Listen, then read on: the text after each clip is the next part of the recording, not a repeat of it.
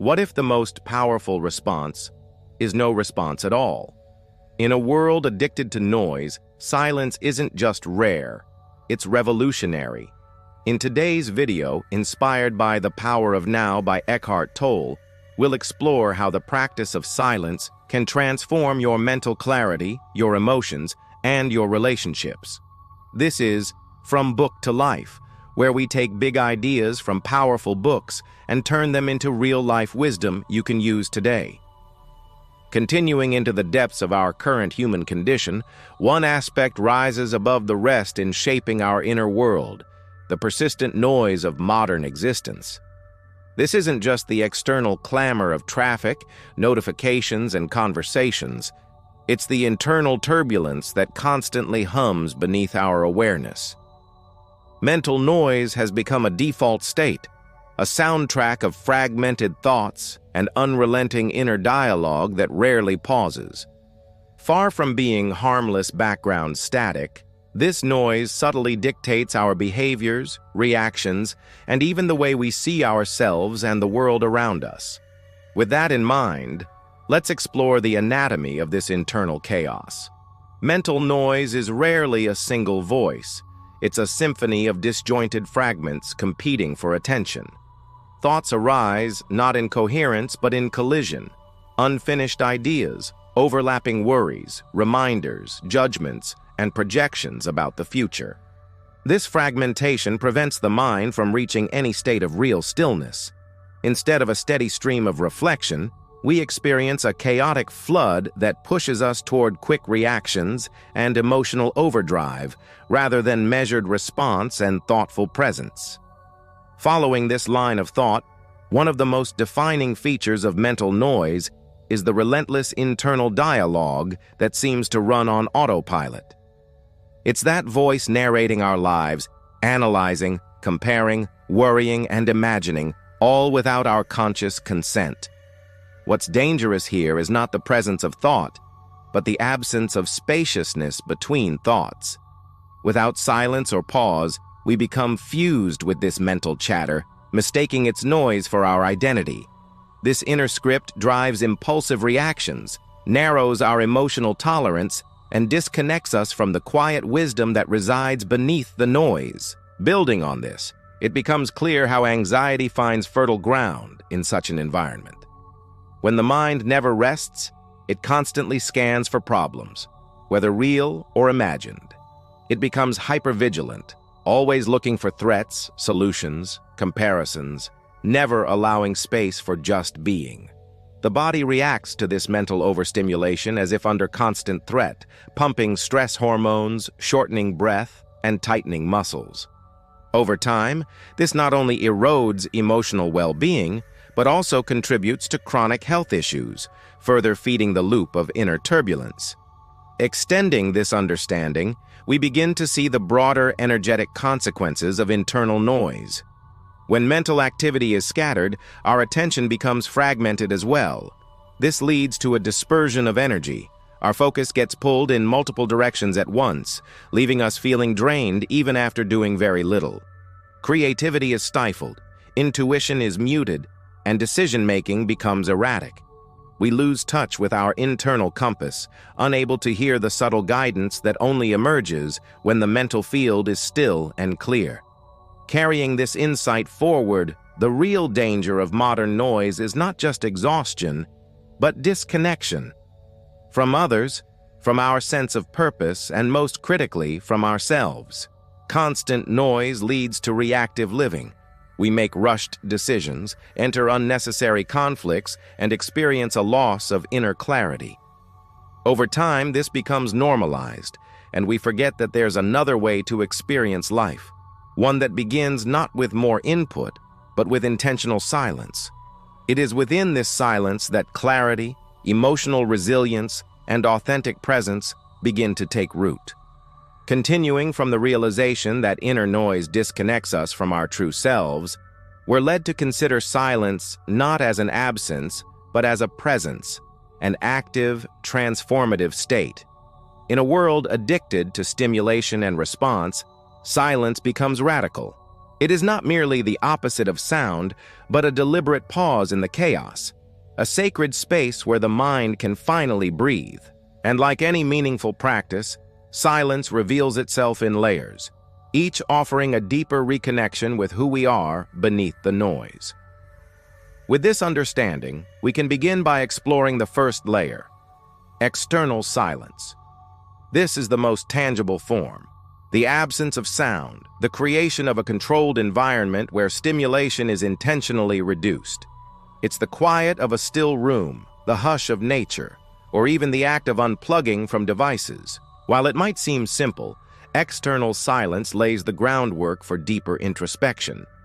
By removing the outer distractions, we signal to our nervous system that it's safe to slow down. In that space, our senses recalibrate, and our attention begins to turn inward. Building upon this foundation, we encounter the second layer, internal silence. This is the realm of mental stillness, far more elusive than external quiet.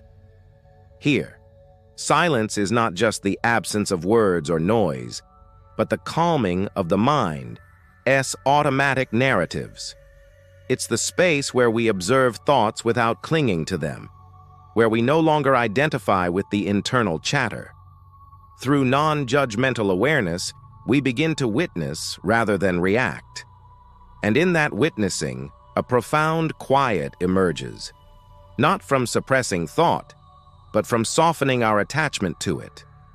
Moving deeper, we arrive at what may be the most powerful dimension, conscious silence. This is not merely the silence of mind or environment, but the silence of full presence. It's the state where we're not just quiet, we are aware of being quiet. In this space, listening becomes sacred. We're no longer filtering reality through thoughts or judgments, but receiving it directly with a deep sense of openness. Conscious silence is where true insight arises, not forced, but emergent. It is here that wisdom, often drowned out by the noise, begins to surface. Extending this idea, conscious silence allows us to access a level of clarity and intuition that cannot be reached through intellectual effort alone. It's the kind of knowing that feels ancient and immediate, simple and profound. This silence doesn't ask us to retreat from the world, but to re-enter it with presence. From this space, our words become more intentional, our actions more aligned, and our perceptions more compassionate. We begin to live not from mental projections, but from a grounded sense of reality, one that is responsive rather than reactive. As we continue to explore the nature of silence, it becomes evident that this practice is less about doing and more about being. It's not something to achieve, but something to allow. In embracing silence at these levels, external, internal, and conscious, we're not escaping life, but stepping fully into it. Each level offers a doorway to deeper awareness and presence, inviting us to meet the world from a place of centered stillness. And in a culture saturated with noise, that kind of stillness is not just healing, it's revolutionary. Continuing with the understanding that silence is not merely a state but a layered practice, we now move into its application, a daily protocol designed to gently guide us into stillness. In a world conditioned to rush, even silence requires structure. This four-phase process offers a grounded, repeatable method to transition from noise to presence. It's not rigid or dogmatic, but an invitation, a framework to help the mind remember how to be quiet. The first step is not about forcing silence, but about preparing the ground for it to emerge naturally. Beginning with the preparation phase, we dedicate just 5 minutes to setting the tone. This step may seem small, but it's vital. By choosing a quiet space and disengaging from external devices, we send a clear signal to our nervous system. It's time to settle. Physical posture plays a subtle yet powerful role here. Whether sitting or lying down, the aim is comfort without collapse, an open, supported stance that mirrors the openness of the practice itself. Gentle, intentional breathing begins to regulate the system, easing us out of fight-or-flight mode and into receptivity. It's in this small window of preparation that we shift from activity to awareness. Building upon that foundation, we enter the second phase, observational silence. This is where the real work begins, not in silencing thoughts by force, but in observing them with detachment. For 10 minutes, the task is simple, though far from easy. Watch what arises without engaging. Thoughts come, as they always do, but we let them drift like clouds across a sky. We don't chase them, we don't analyze them, and we certainly don't judge them. This subtle act of non-engagement is at the heart of mental freedom. It reminds us that we are not the thoughts, we are the space in which they appear. Following this principle, a sense of distance begins to develop between the observer and the observed. This gap, however small, is where transformation takes root. The more we practice seeing without reacting, the more that inner dialogue begins to lose its grip.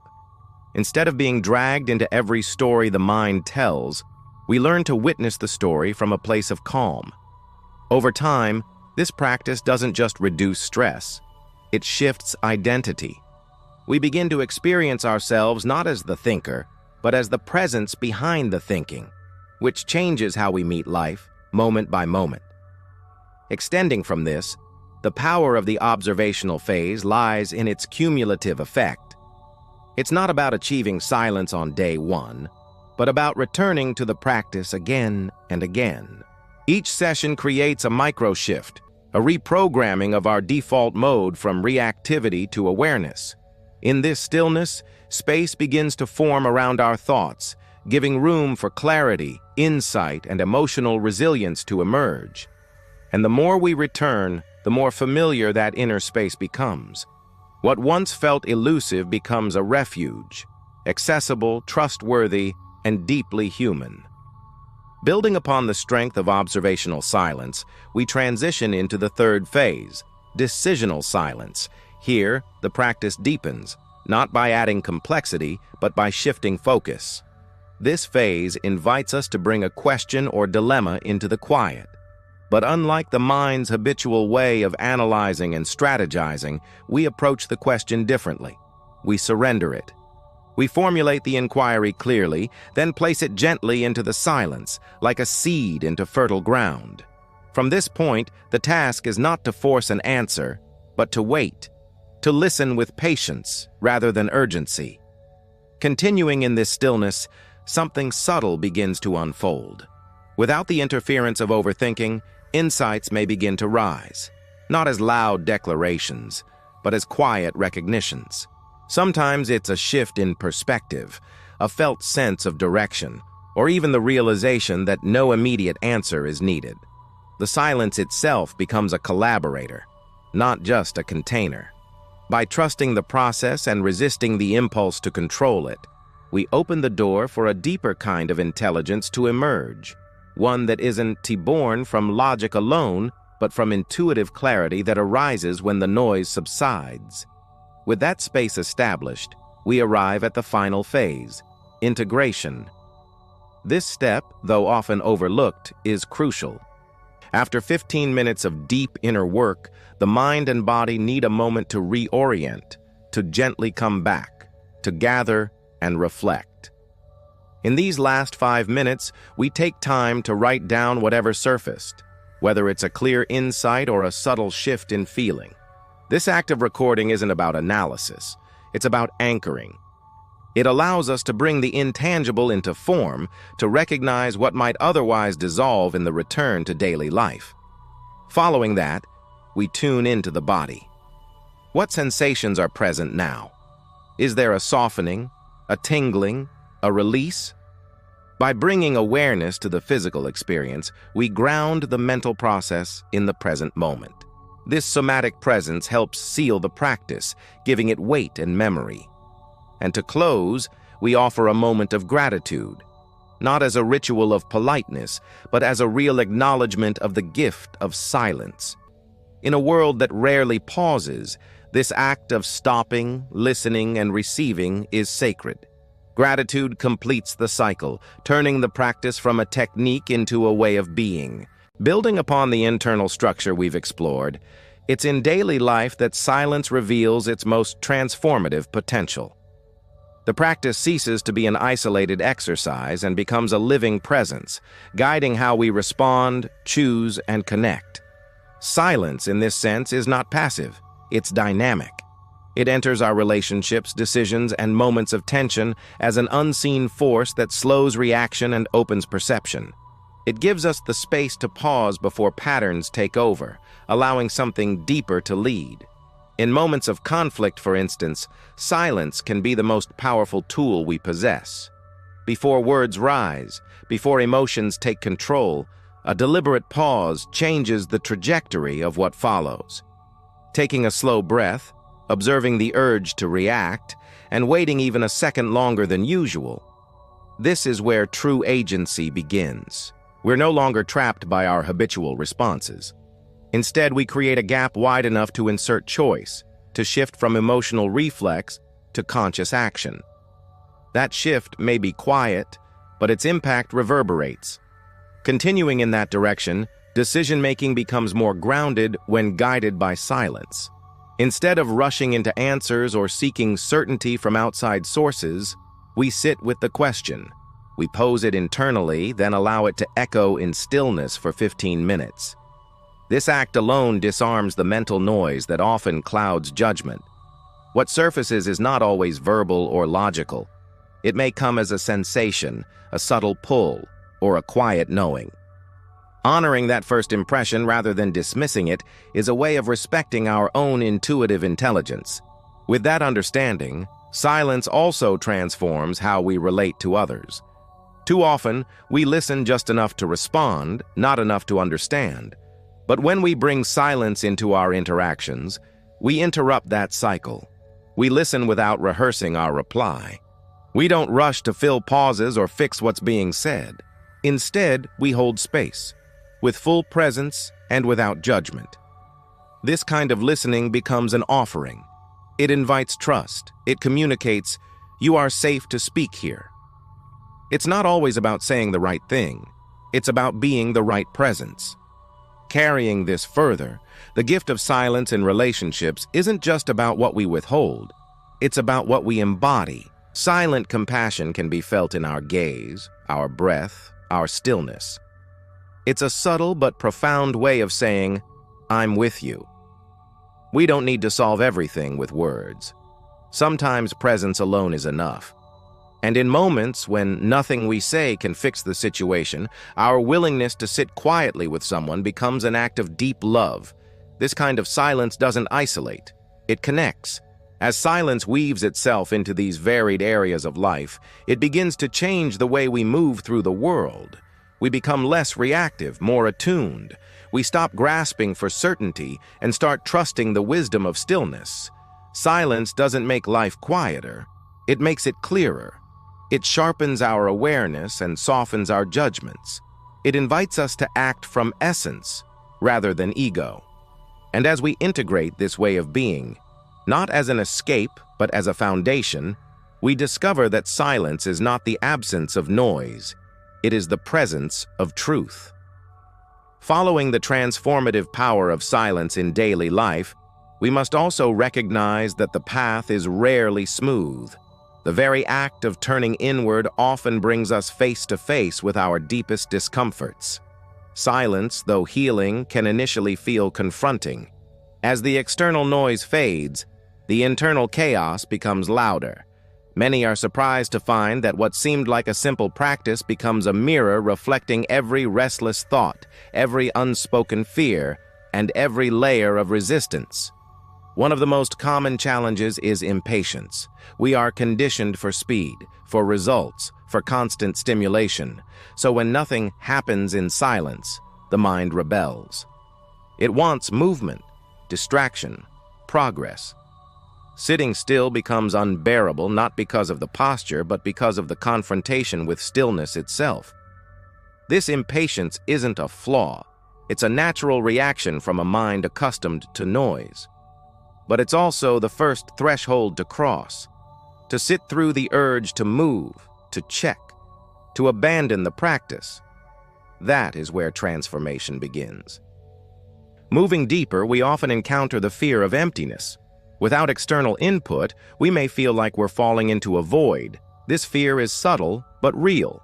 Silence strips away the layers we usually cling to for identity and security, the tasks, the conversations, the constant doing. What's left is simply ourselves, and for many, that's unfamiliar territory.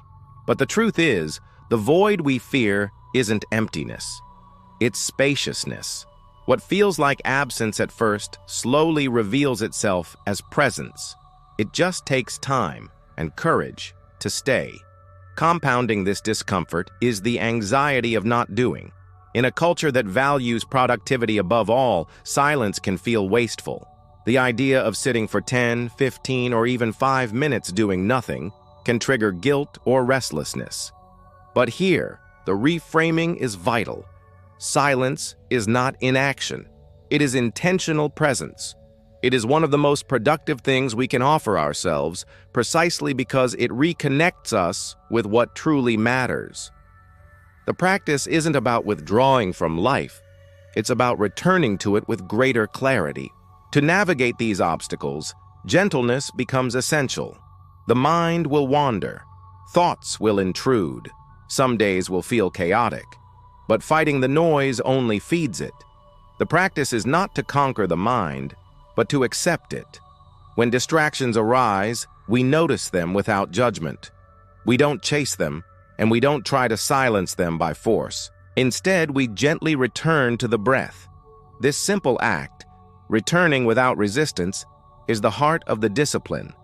Over time, it builds patience, resilience, and an inner spaciousness that can hold even discomfort. In this way, silence becomes not just a retreat, but a space for deep inner work. Every challenge is part of the process. Every moment of struggle is a doorway, and through that doorway, something profound begins to unfold. Not the silence of avoidance, but the silence of awakening. It's here, amid the discomfort and the return, that we begin to meet ourselves with honesty, compassion, and presence. And what once felt like an obstacle becomes the very path to wholeness. Building on the understanding that silence is more than just an absence of sound, we arrive at a foundational principle. Silence is total presence. This insight shifts the entire perspective. It moves us away from seeing silence as emptiness or lack, toward experiencing it as fullness and engagement with the moment.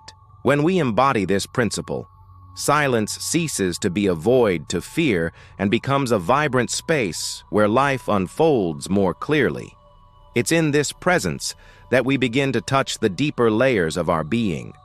Following this idea, the mantra, "In silence, I find the answer that already exists," captures the essence of the practice. It suggests that silence is not about seeking something new, but about uncovering what is already within us. The answers we chase are often buried beneath the noise of thoughts and distractions. Silence acts as a key, unlocking the door to that quiet wisdom. This mantra invites us to trust the process, to surrender the urgency of searching, and instead allow insights to arise naturally from stillness. With that in mind, the metaphor of a lake beautifully illustrates this inner transformation. When the waters are turbulent, clarity is impossible. The depths remain hidden beneath the waves. But as the surface calms, the water clears, revealing everything beneath. Similarly, our restless minds obscure the clarity of our inner world. Silence acts as the calming agent, settling the agitation so that insight can emerge. It reminds us that clarity is not about adding more information, but about letting the sediment settle. This metaphor also points toward the gentle nature of transformation through silence. Just as a lake's surface gradually calms, our minds require patience and kindness to settle. We cannot force stillness. It arrives through consistent practice and a willingness to sit with whatever arises. This process is not instantaneous, nor is it a linear path. It ebbs and flows, deepening with time and attention. The invitation is to approach silence not as a destination, but as a journey, where each moment of quiet brings us closer to ourselves. Starting small becomes an essential part of this invitation. Beginning with just 5 minutes of silence each day establishes a foundation that can expand naturally. These short moments accumulate, weaving a rhythm of presence into the fabric of daily life. Over time, what once felt difficult becomes familiar, a sanctuary rather than a challenge. This humble beginning encourages us to meet silence without expectation or pressure, honoring where we are in the moment. Ultimately, this principle, metaphor, and invitation together create a gentle yet profound framework for inner transformation. Silence reveals that beneath the noise lies a presence waiting to be known, a presence that holds wisdom, calm, and clarity. By embracing silence as an active practice of presence, we open the door to a deeper way of living, where understanding is not sought outside, but discovered within. So, what did we really learn today? That silence isn't emptiness, it's presence. By choosing stillness over reactivity, you open space for clarity, wisdom, and true inner power. If that message resonated with you, take a moment today to pause and just be. Don't forget to like, comment with your thoughts, and subscribe to From Book to Life for more practical insights from life-changing books. And if you're ready to go deeper, check out our other videos waiting for you now.